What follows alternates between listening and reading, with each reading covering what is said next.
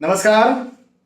क्या किया जाए जब महंगे रत्न नहीं खरीदे जा सकते हो, या फिर रत्न पहनने की इच्छा ना हो, या फिर किसी प्रकार से कई लोग जब मुझसे कंसल्टेशन लेते हैं तो मुझसे कहते हैं सर हम रत्न पहन तो लेंगे, खरीद तो लेंगे, आर्थिक दृष्टिकोण से कोई दिक्कत नहीं, लेकिन जब हम पहनेंगे तो हमें इन्फेक्शन हो जाते हैं। उंगलियों में कुछ प्रॉब्लम होने लगती है। कई लोग कहते हैं सर पैसा नहीं है, आर्थिक दृष्टिकोण से कमजोर हैं हम। तो ऐसी स्थिति में क्या किया जाए जब रत्न नहीं पहने जा सकते हैं और रत्न पहनने की इच्छा या परिस्थिति नहीं है? तो फिर ऐसी जगह पर मैं अलग अलग प्रकार की सलाह करता हूं।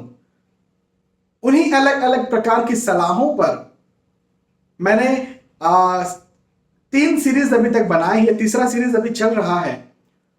पहले वाले जो सीरीज हैं उसमें मैंने यह बताया था कि किस प्रकार से धातुओं को धारण करके, मेटल्स को धारण करके किसी ग्रह को मजबूती या ताकत दी जा सकती है। दूसरा सीरीज मैंने बताया था कि किस प्रकार से स्वाद की वस्तु, किसी एक पर्टिकुलर स्वाद की वस्तु को खाकर या पीकर किसी ग्रह को मजबूत किया जा सकता है। यदि आपने वो सीरीज नहीं देखे तो आप पास्ट में जाकर के देख सकते हैं।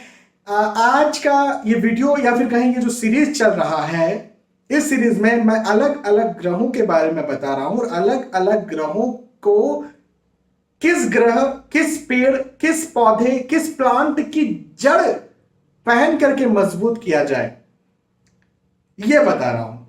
अभी तक ऑलरेडी 4 वीडियोस इस सीरीज में बन चुके हैं। आज का वीडियो 5वां वीडियो है और आधारित है बृहस्पति देवता पर, गुरुदेव पर, कि यदि कहीं कुंडली में गुरुदेव की स्थिति कमजोर है, गुरुदेव को मजबूत करना है और रत्न नहीं खरीदे जा सकते हैं, महंगे रत्नों में इन्वेस्टमेंट नहीं किया जा सकता है, तो कौन सी जड़ से गुरुदेवता को मजबूत किया जाए? तो वह जड़ होगी केले की जड़। जी हां, केला। जो केला होता है उसका जो पेड़ होता है, उस पेड़ की जो जड़ होती है उसे धारण करने से गुरु बृहस्पति होते हैं मजबूत। अब यहां पर कुछ प्रश्न बनते हैं कि भाई ठीक है, केले की जड़ धारण कर लें, लेकिन कैसे करें? बृहस्पति कितने मजबूत होंगे और बृहस्पति को मजबूत क्यों करें? तो सबसे पहले नंबर पर तो क्यों करें, इसका मैं आपको आंसर देता हूं। आपको बृहस्पति देव को मजबूत करने की जरूरत क्या है? बृहस्पति देव कुंडली के लिए बहुत ज्यादा महत्वपूर्ण ग्रह। वैसे तो हर ग्रह महत्वपूर्ण है, हर ग्रह की अपनी अपनी एक महत्ता है, और वहीं पर बृहस्पति देव की महत्ता है ज्ञान, नॉलेज, परोपकार, आपका कर्म, आपको आप जिस दिशा में चले वो सही दिशा, सही डायरेक्शन। और मुझे आप एक बात बताइए कि इन सब के बिना क्या सक्सेस मिल सकती है? यदि किसी चीज का कोई ज्ञान नहीं है, सही टेक्निक के साथ कार्य नहीं किया जा रहा, कोई भी कार्य हो, चाहे वो पढ़ाई हो, चाहे वो नौकरी हो, किसी प्रकार की नौकरी हो, चाहे वो व्यवसाय हो, चाहे वो घर खाना बनाने का काम है, क्या सही टेक्निक के साथ, सही नॉलेज के साथ, सही ज्ञान के साथ उस काम को यदि किया ना जाए तो क्या लगता है सक्सेस मिलेगी? निसंदेह नहीं मिलेगी। तो 100% बृहस्पति देव जो है हम सभी के लिए हमें सही टेक्निक देते हैं। मैं हमेशा से ये कहते रहता हूं कि कोई भी कार्य असफल इसलिए होता है क्योंकि उसको जो टेक्निक के साथ किया गया वो टेक्निक गलत है। अब वो टेक्निक कुछ भी हो सकती है, सही समय पर नहीं किया गया हो वो काम, उस काम को करने का तरीका कुछ और हो, इसी समय वो कार्य किया जाता है, सुबह ही किया जाता है, शाम में ही किया जाता है, इस प्रकार से किया। बहुत सारी अलग अलग कामों की अलग अलग टेक्निक हो सकती है और टेक्नीशियन बृहस्पति देव बनाते हैं। मतलब टेक्निक में माहिर जो है वो बृहस्पति देव बनाते हैं, ज्ञान बृहस्पति देव देते हैं, निसंदेह परोपकार की भावना भी देते हैं और अच्छी इंसानियत भी बृहस्पति देव देते हैं।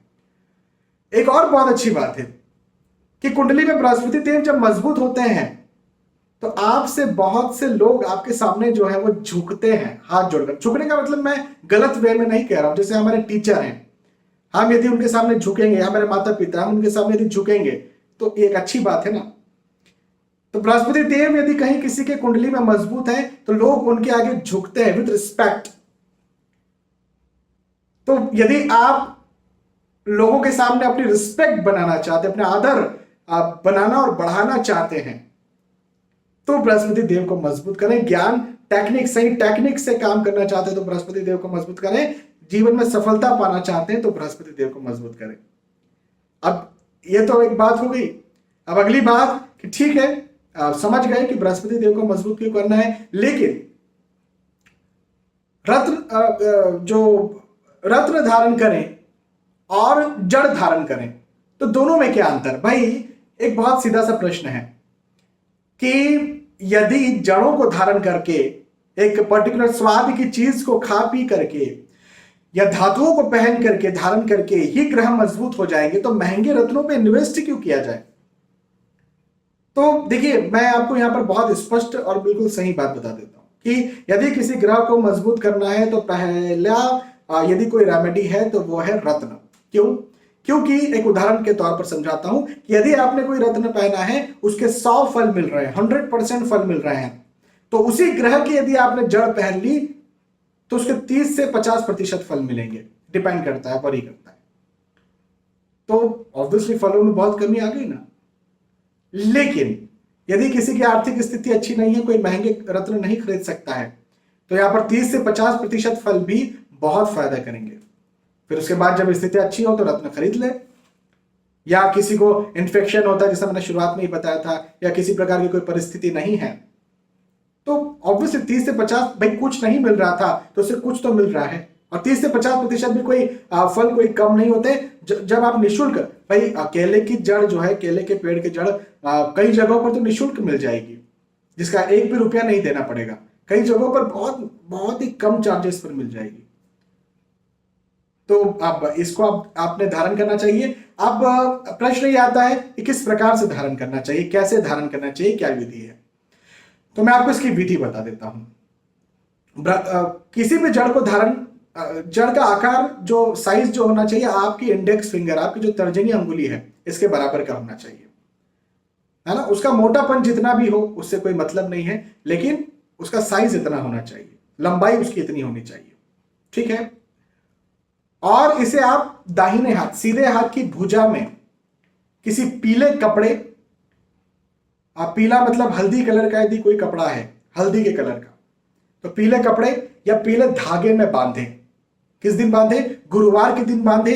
गुरुवार शुक्ल पक्ष का हो और दिन के वक्त बांधे, सुबह 12 बजे के पहले बांधे,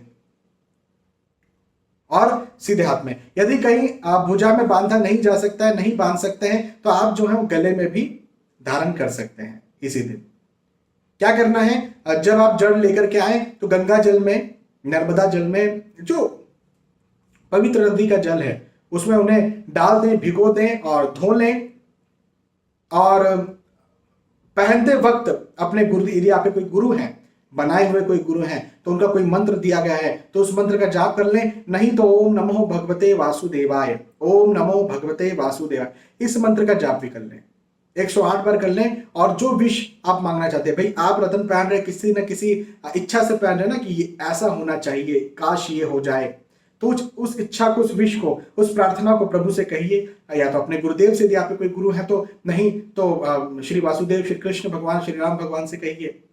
और फिर बिल्कुल आप धारण कर लीजिए गले में, या फिर हाँ, सीधे हाथ की भुजा में धारण किया जाता है, उसके ज्यादा फल मिलते हैं कंपेरेबली आपके गले के।